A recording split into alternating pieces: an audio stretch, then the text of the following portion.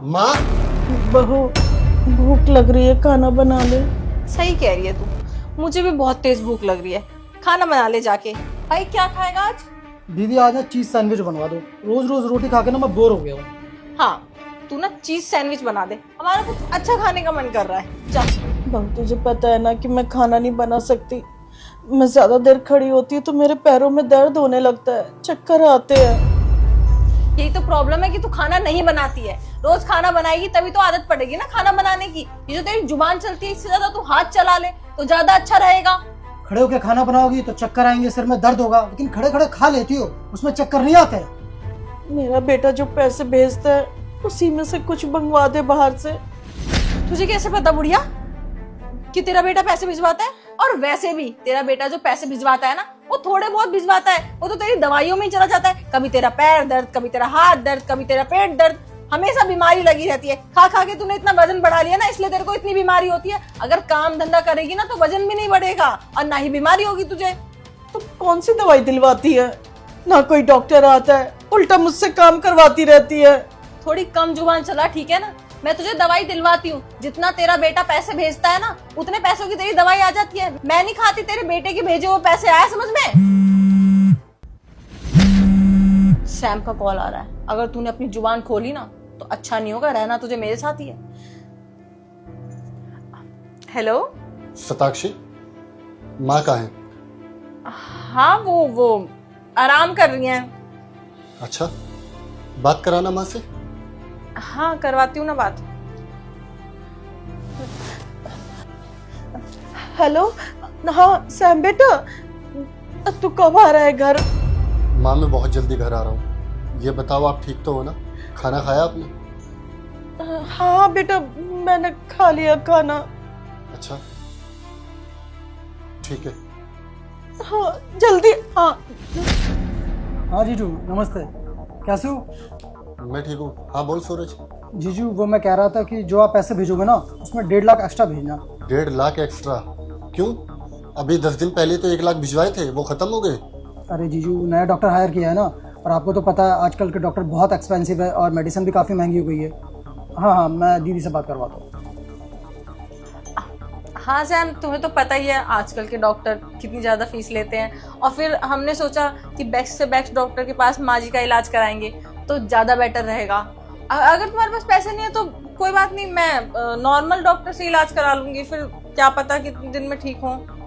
नहीं नहीं, माँ के इलाज में कोई कमी नहीं होनी चाहिए। मैं भेजता हूँ पैसे। हाँ ठीक है, भेज देना। Okay bye, take care. तूने मेरे बेटे से बात क्यों नहीं करने दी? अच्छा, तेरे को बात करने दूं ताकि तू ये सारा पोल पट्टा अपने बेटे के सामने उगल दे, है ना? इतनी पागल हूं मैं? मेरे सर पे पागल लिखा हुआ है। झूठ क्यों बोला मेरे बेटे से कि नया डॉक्टर आ रहा है, दवाइयाँ आ रही है? कौन सी दवाई आ रही है यहाँ पर? मेरे को कोई दवाई नहीं दिलवा रही तू। तो सच बोल के करना भी क्या है? वैसे भी तेरे इलाज में ना लाख रुपए लगा दें या 2 लाख लगा दें, उससे कोई फायदा नहीं है। तू ऐसी की ऐसी रहेगी। तेरे पैर में दर्द, तेरे हाथ में दर्द, तेरे पेट में दर्द, तेरे सर में दर्द, पता नहीं कहाँ कहाँ दर्द। तू अपने आप में ही चलती फिरती बीमारी है, पूरे शरीर में बीमारी बीमारी। तेरा कितना भी इलाज कराए कोई फायदा नहीं है। इसलिए दर्द की दवाई दे के अपना चैन से जी, ठीक है ना? दीदी बिल्कुल सही कह रही है, और जैसे जैसे दीदी कहेगी ना वैसे वैसे करा करो, वरना इस घर में ज़्यादा दिन टिक नहीं पाओगी। आगे बात समझ में? भाई बिल्कुल सही बोल रहा है। बहू, जो तू मेरे साथ कर रही है ना, ठीक नहीं कर रही है। जिस दिन मेरे बेटे को पता चल गया ना, वो तुझे छोड़ेगा नहीं। तेरी जुबान ज्यादा नहीं चलती बुढ़िया आजकल तुझे तो? शताक्षी, सैम बेटा,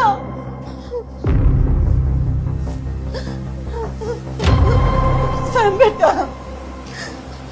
सैम, तुम आने वाले थे, बता देते ना, मैं तुम्हारे लिए कुछ बना के रखती अच्छा सा। हाँ जीजू, अगर आप आने वाले थे हमें पहले बता देते, हम तैयारी करके रखते। हाँ सही कहा तुमने, बहुत अच्छी तैयारी करते। और मैं बताऊं तुम दोनों को कि तुम दोनों क्या तैयारी करते?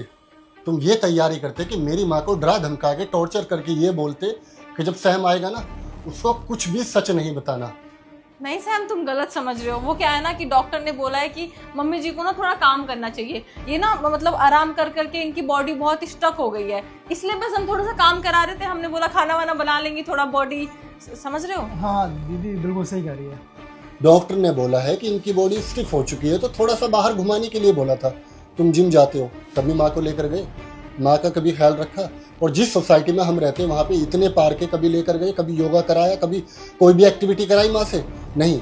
लेकिन तुम्हें शर्म आनी चाहिए, ये माँ जैसी है तुम्हारी और तुम इससे यहाँ पर बैठकर पैर दबवा रहे हो। मैंने सब कुछ अपनी आंखों से देखा है। शताक्षी, मुझे ना तुमसे ये उम्मीद नहीं थी। और तुम्हें पता है, तुम मुझसे हमेशा ये शिकायत करते थे कि सैम, मेरी माँ मुझसे बात क्यों नहीं करती और न मेरे भाई से। आज मुझे पता चल रहा है कि तुम अपनी माँ के साथ भी इस तरीके का बिहेव करते थे जिस तरीके से तुम मेरी माँ के साथ कर रहे हो। अरे जो लड़की अपनी माँ की इज्जत नहीं कर सकती वो मेरी माँ की क्या खाक इज्जत करेगी? तुमने मेरी माँ के साथ इतना बुरा करके बिल्कुल अच्छा नहीं किया। तुम मेरे साथ जो मर्जी करते, मैं तुम्हें कभी कुछ नहीं बोलता, लेकिन मेरी माँ के साथ ये सब करके तुमने अपने पैरों के ऊपर कुल्हाड़ी मारी है।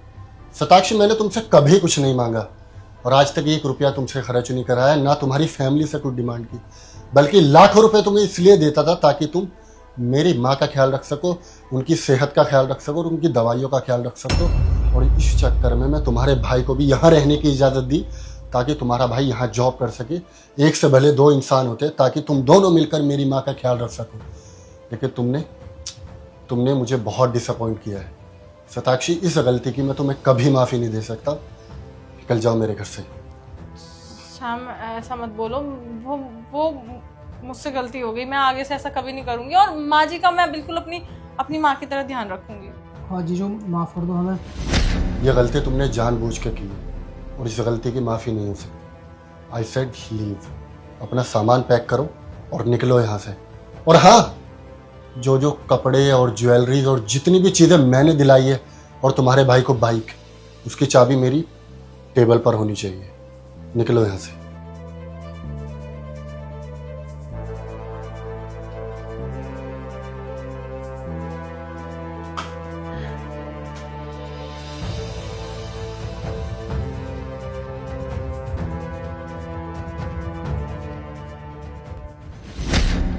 माँ, मुझे माफ कर दो। शायद मैं एक अच्छे बेटे होने का फर्ज नहीं निभा पाया। मुझे लगा कि परिवार में सिर्फ पैसा भेजना ही सब कुछ होता है, लेकिन नहीं, मैं गलत था। माँ का अच्छे से ख्याल रखना वो बहुत ज़रूरी होता है। लेकिन आपके साथ इतना सब कुछ हुआ, आपने मुझे एक बार इन्फॉर्म क्यों नहीं किया? बेटा, जब भी सच बताने की कोशिश की तो ये दोनों पास में ही बैठे होते थे, मुझे धमकाते थे कि कोई भी बात नहीं करनी है, कुछ नहीं बताना है, अगर सच बताया ना तो तुझे घर से बाहर निकाल देंगे। माँ, ऐसे कैसे कोई आपको घर से निकाल देता? ये आपका घर है, आपका। खैर, अब से मैं आपके साथ रहूंगा और आपका ख्याल खुद रखूंगा। अब तू आ गया है ना बेटा, तो मुझे किसी बात की चिंता नहीं है।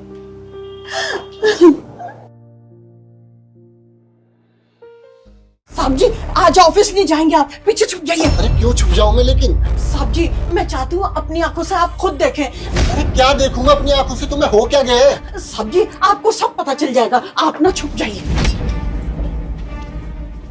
बुढ़िया, जी मैम सर। तेरे साहब गए? वो साहब तो अभी अभी गए। जा देख कर आ, तेरे साहब की गाड़ी सोसाइटी से निकल गई है या नहीं। सब मैंने कहा ना, साहब तो अभी अभी गए। एक बार में समझ में नहीं आता, बोला ना देख कर आ। और सुन, अगर वो चले गए होंगे तो गेट लॉक कर दियो। जा। ठीक है ma'am sir.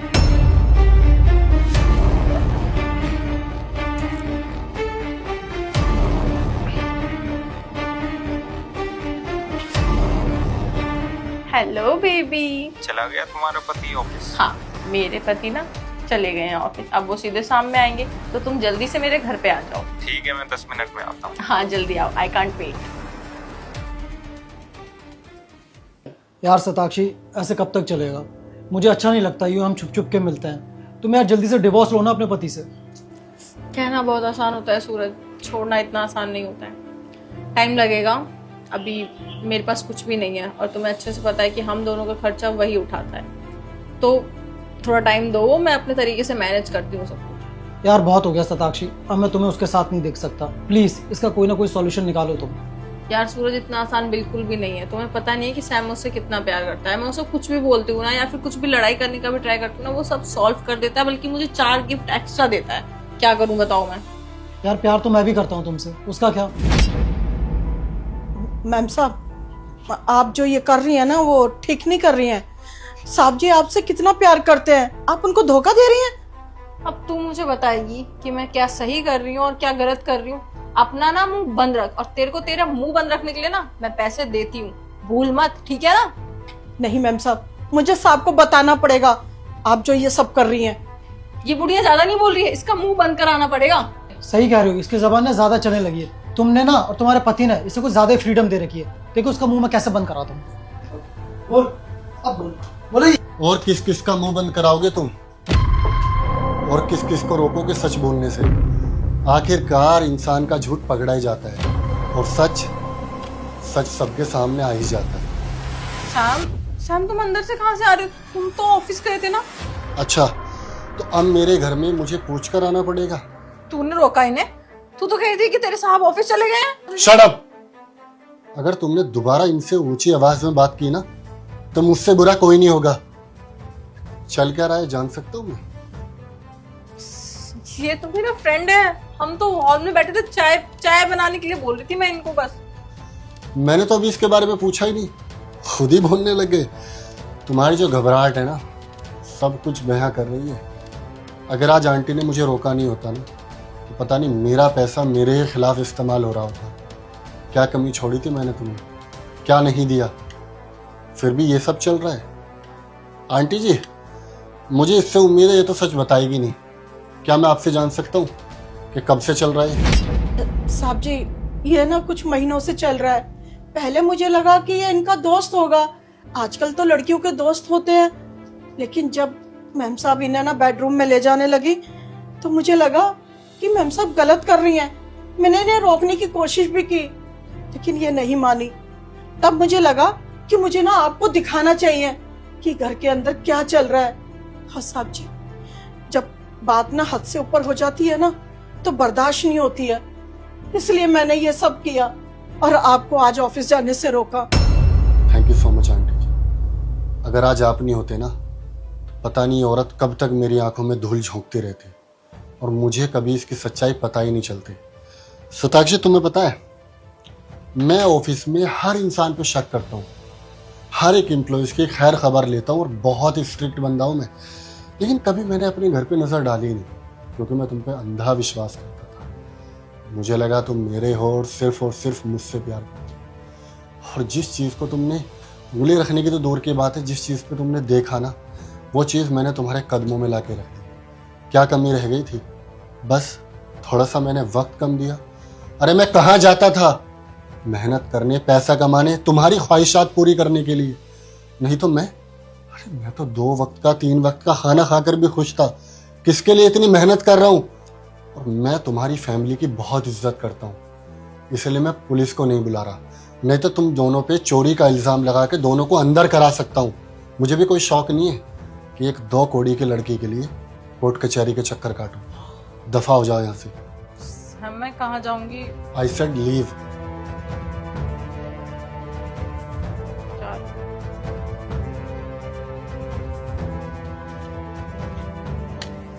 Thank you so much aunty ji.